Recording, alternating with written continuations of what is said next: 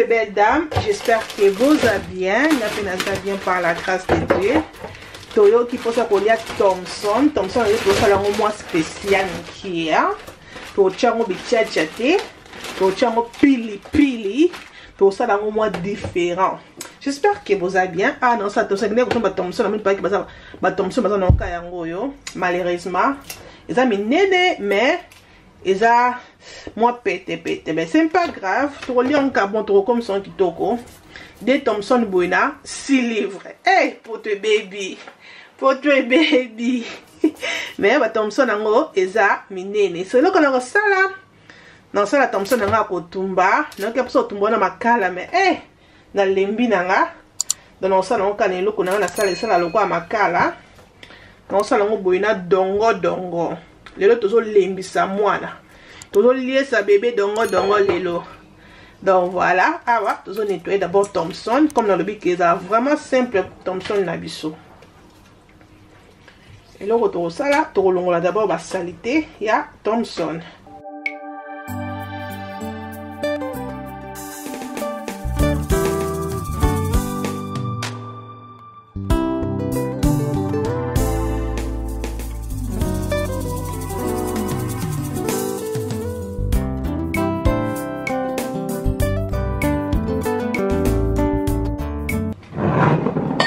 Ok ma belle, après qu'on nettoie le poisson, on va qu'il a un vinaigre comme d'habitude. On va qu'il a un vinaigre. Le poisson on va vraiment cicater malheureusement. Et ça poisson moi et moi cala parce que là vraiment ils ont bien d'acheter le money. Le poisson on déjà comme il a colomba. Mais que le poisson pas na biso ils ont dans la passe. Yes. Yeah, I'll take it off. Let me finish this, okay? Thank you, princess. Donc, mes collègues, quand ils sont vraiment poisson, je m'en a passe, quand on a mon aki en haut, on a dit qu'il y a un joueur. Et là, on a ça là, on a tia poisson nanga, banzela, le cosa poisson tomba comme tu es, bito costa on te que santo chanzela.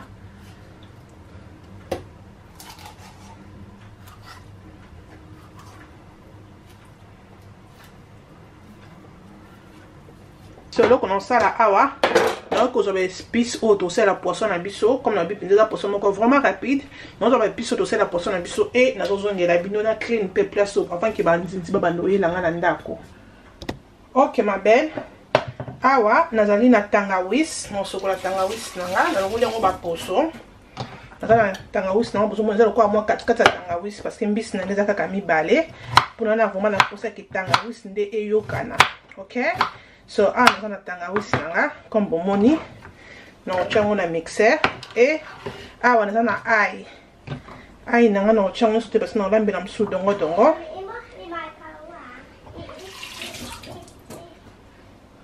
Et, on a un ail, on a ail. Et, on a pili. On a pili. Ok.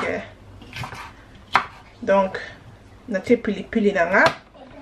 Comme bozomona et là qu'on a ça là nous avons mixer biloko on a la kisibino nous avons mixer après nous avons la bino.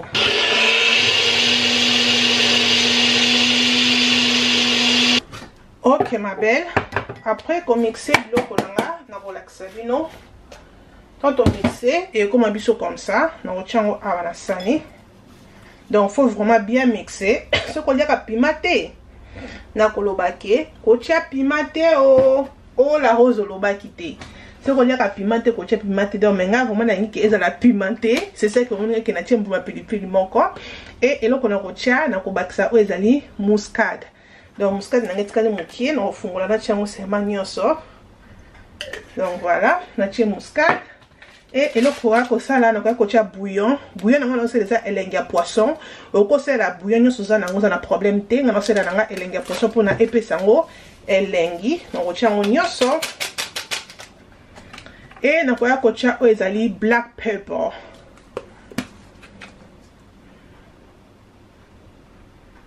donc voilà après na kocha o ezali c'est quoi encore magie cube magie donc yango nde na kotia parce que un bouillon nanga ya elenge poisson ezalaka na mungwa te so magie loko ezalaka na mwa mungwa yango nde na kotia mwa cube magie mibale po poisson nanga eza nango mpe mingi te mais eza poisson minene eza poisson mikie te donc voilà après nakoya kotia mungwa ndambu ebele te mungwa ndambu avant que nabakisa et eloko tokosala eza sikoyo kotourner komélanger biloko na biso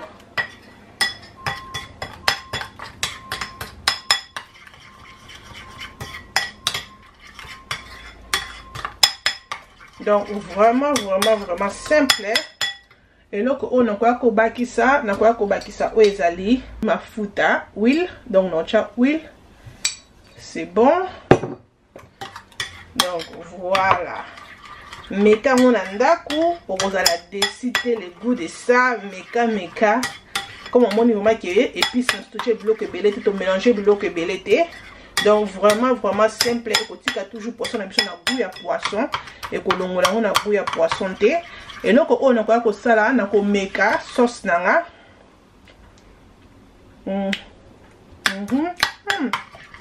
c'est bon là c'est eloko mosusu obakisa te moi pilipili nesa efongoli nga voix pilipili efongoli nga voix pilipili efongoli nga voix donc voilà comme ça pour nanga c'est bon eloko nakosala sikoyo nakobenda poisson nanga poisson na biso comme bomoni et nakotia oyo ezali épice nanga na poisson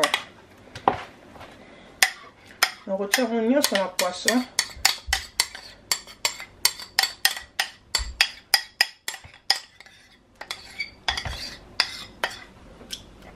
voilà là on nettoie encore maboko nanga po nakoya kosimba poisson on a nettoyé encore maboko et eloko na osala awa eza kaka ko mélanger biloko na biso ekota na kati ya poisson na biso très bien.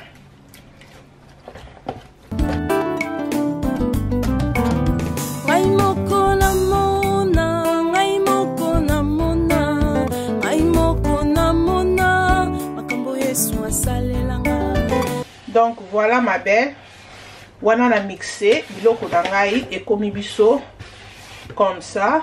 Faut toujours nettoyer ça now et bien kitoko donc et comme comme ça comme moni et bien rouge bongo parce que pilipili na ngeza ki pilipili rouge makasi on moni que piste na et bien rouge makasi comme ça même poisson na ngeza toujours na couleur naturelle et changer couleur té donc poisson na na tika ngo boîte pour na 30 minutes c'est technique que je client na classe et na ya na quoi est-ce que kotumba poisson na maintenant on va ntango comme ça avant na tumba poisson na natana eloko moko tokubaki ça o ezali ndembi donc 10 minutes avant que na tumba poisson na on tient ndembi na boni ndembi na ngata pona 10 à 5 minutes donc 5 à 10 minutes après na tumbi poisson nanga mais pona sikoyo eloko msuso ko bakisa na poisson ezate meka okozala décider vraiment simple mais yummy. OK ma belle bona na zoni pona to sala dongo na biso to ko chango awa pona to sokola dongo on a tout ça chasser oyo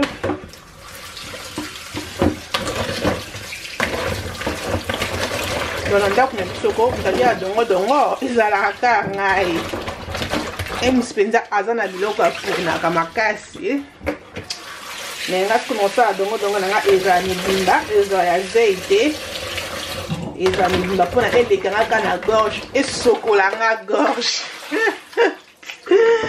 Donc voilà après tokolongola ba songe na biso comme na biso dongo non sala mi bimba donc tokolongola ba songe comme ça voilà dongo na biso et kokoma comme ça na otianga à côté na la ndembi quelque ndembi na nga na kosokola ngo pe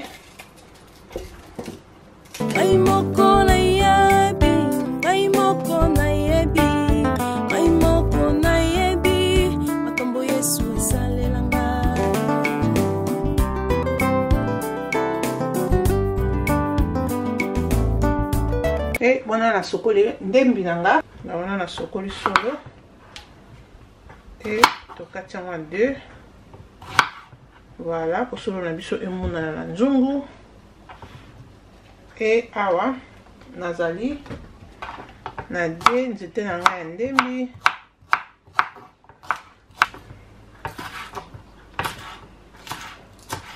C'est bon. Et nous avons les tungulu.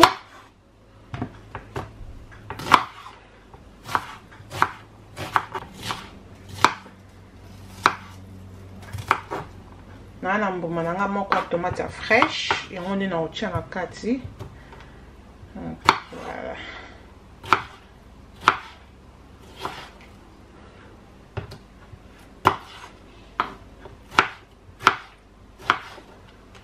Et voilà.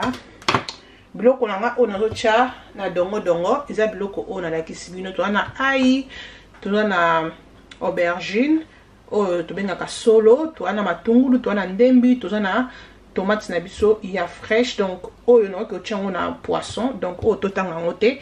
Donc biloko on azosalela yango na kozongela moulette nanga on asalela ki ba épices nanga ya Thompson. Na kotia oza denzete nanga ya ndembi comme na seki bino ki na kotia ndembi avant que na tumbango donc ko mixer yango. Voilà, wana na sali ezali ndembi nanga na koya na poisson poto ya kobakisa sikoyo ndembi na biso na poisson poto zo tumbango bientôt. Donc voilà, et na kobakisa ezali citron. Donc citron nanga na kofina jus à citron.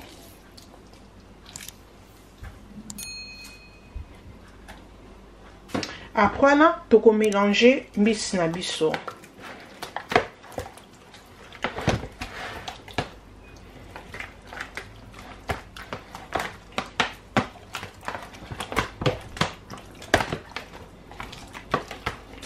Voilà ma belle, mbisi na biso comme ça.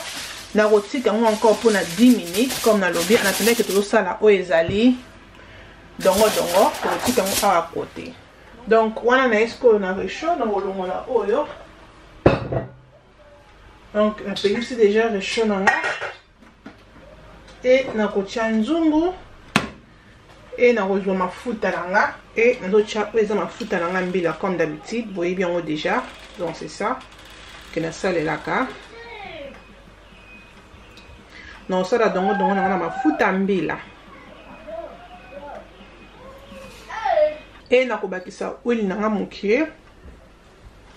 C'est bon, moi na kiti na komi kolemba naza na chote foka na siso lamba pour fona lia mais déjà na komi nanga kolemba. Donc voilà. Awa naza na biloko nanga otobongisaki na bino eloko na otia nyonso mba moko ndembi matungulu na tomate na otia nyonso mba moko na nzungu nanga.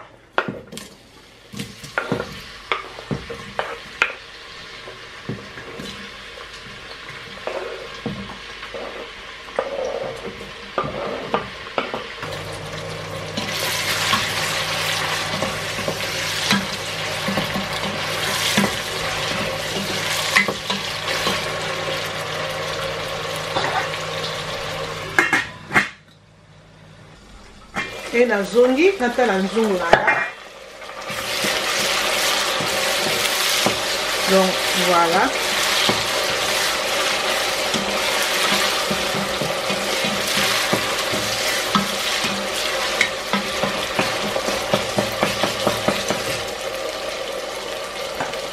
Na kotia sikoyo oyo ezali ai na ai nanga fresh na korapa yango 3 mbuma ai.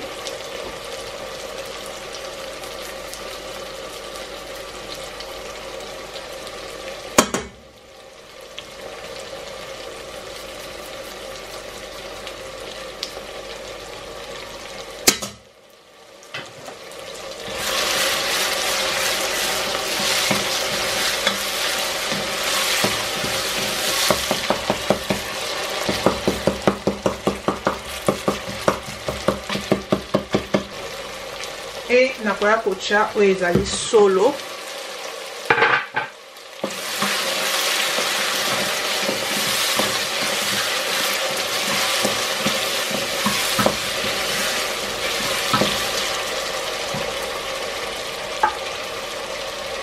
nakoya kotia oyo ezali dongo dongo.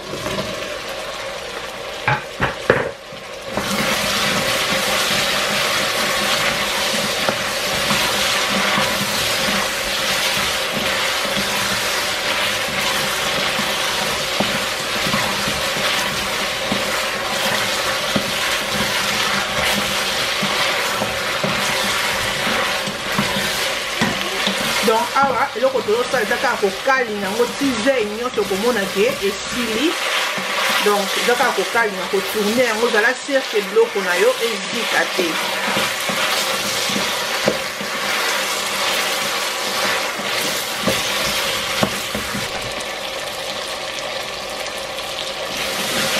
Ok ma belle, là vraiment bomoni ke mafuta nanga ekomi komonana na nzungu. So otali omona ke zei eza lisusu te. So eloko na kosala sikoyo na kobakisa oyo ezali mbisi nanga kokauka. Soki ozana na mbisi ya kokauka te okolamba yango bongo sa mbisi ya kokauka. Natika mbisi ya kokauka mokie mpona ebakisaka nchunga. Esalaka nchunga. Donc voilà. E eloko na kotia sikoyo mai. Il faut yoka nchunga. Oh, quel nchunga. Quel nchunga. Nanga li atali pa pona calmer nzala. Mais non zela kaka po modèle non lien na sisi na lali. Il faut yoka nchunga bande ponanga. Il faut être ici pour yoka nchunga. Donc voilà. Donc mon ke mbisa ko ka mozo mona na kutu te. Masana mpenza ka kitaka nchunga. Et tokotia pima. Et naza na mwa bouillon nanga oyo na kosalela. Naza na bouillon nanga ya vegetable yango pende na kotia. Donc na kofungola. Donc na kotia bouillon nanga oyo ezali ya vegetable. Pe na kotia bouillon nanga oyo ezali ya jumbo ya aroma yango nde pe na kosalela. Pour moi vraiment la légume na vraiment kotia mungwa te à part seulement na fumbo nde na tia mungwa mais ba légume na ngeti kali nyonso na tia na vraiment mungwa te na sala mingi bouillon. Donc voilà pour nanga comme ça c'est bon. Donc eloko mosusu ngo na kobakisa awa ezate. OK put it on the cup.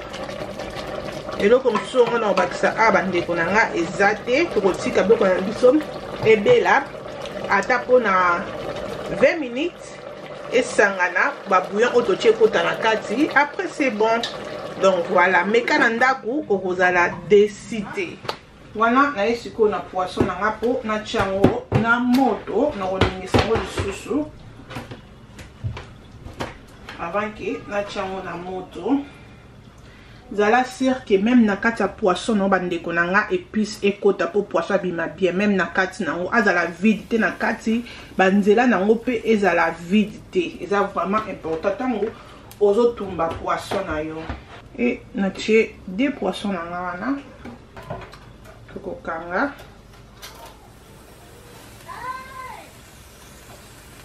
Donc poisson na biso eko umela te. Eh bana babandi kolela ero énergie zanga te yesu. OK bandeko nanga wana toyena dongo dongo na biso. Dongo dongo na ngai ebeli. Donc dongo dongo na ngai ebeli voilà, elembi.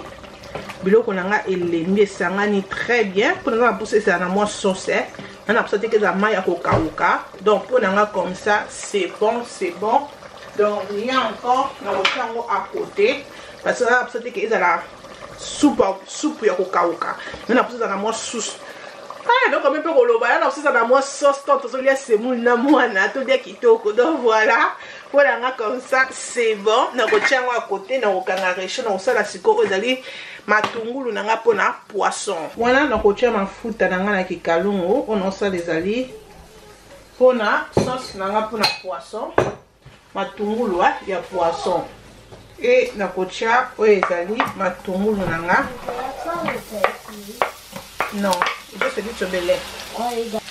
Et awa na na vinaigre. Donc vinaigre na nga batila nga pa grande sœur na nga.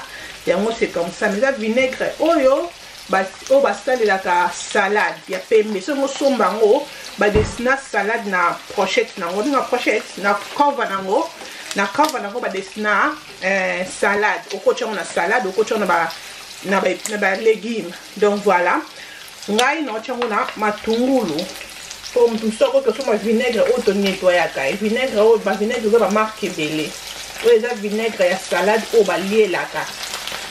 Donc voilà natie mwa vinaigre nanga nde bomoni soki ozana mpe na vinaigre te comme d'habitude okotya no kaka okotya kombo nani citron na komi nanga mpe ja kolemba bo eside bakomi okomi kobunga na mutu. Donc soki oza na vinaigre te otie nao citron eza na problème te.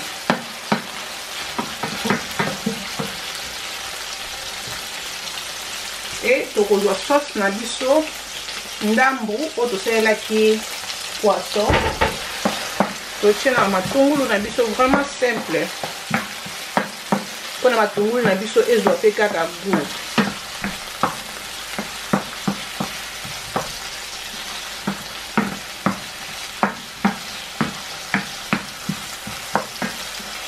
naolinga teke matungulu nanga ekauka nakobakisa oyo ezali aromate oyo mpona ezala na mwa muwa na matungulu. C'est bon.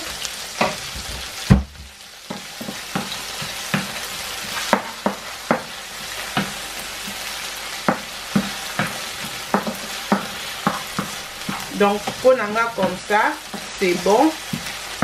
Matungulu nanga boye c'est bon. On va peut-être que elemba makasi. Donc pour nanga boye c'est bon. Nakolongola ngo na tiango à côté. Donc wana to komi vraiment na suka poisson na biso comme bomoni ezobela vraiment kitoko ezobela likambo na moto te. Donc voilà vraiment nice. Bientôt là on va manger bientôt. Tala ndezobela tala. Hey, au secours, appelle la police. Donc voilà les belles dames. Awa Thompson nabiso avant que tu tiens matungulu et beli biso comme ça comme bozomona vraiment yummy. Donc rien à dire. Donc on lit en comme ça te no tiens matungulu likolo comme d'habitude. Maintenant là sabino que avant que na tiens matungulu pour bon mona modèle oyo Thompson nabiso et beli. Voilà les belles dames, rien à dire, nga vraiment na roumé la tête parce que naza nzala. Ouais, na nzala. Donc poisson na biso final nango c'est comme ça comme bomoni. Donc awa toza pe na légumes na biso za dongo au secours. Bino moka bongo na ke dongo oyo ma belle est raté te. Na changer na liango na kwanga et na lembeli ba na semoule ba baza spaghetti na bango c'est pas grave. Faut nous semoule on nous spaghetti na minute oko na kobonde la mona te bonga na zala nzala. Bah anyway ma belle biloko na biso yango yo kombo moni donc rien à dire na kwanga na molo comme lili mai moko ma lili pembeni donc na silisi na tima ko likolo na pemi na hôtel malisusu te. Donc merci beaucoup na bino tout bozaki na vidéo oyo j'espère que recette oyo et c'est pelisibino ce comme on dit que recette comme ça dongo na Thompson ya kotumba et c'est pelisio ma belle ko bosana te ko aimer kozala abonné, ko partager vidéo et ko salanga bien makasi. Nzambe azala na biso, nzambe abomba biso na tokutani mukolo mususu tina te e kominatina. Bye.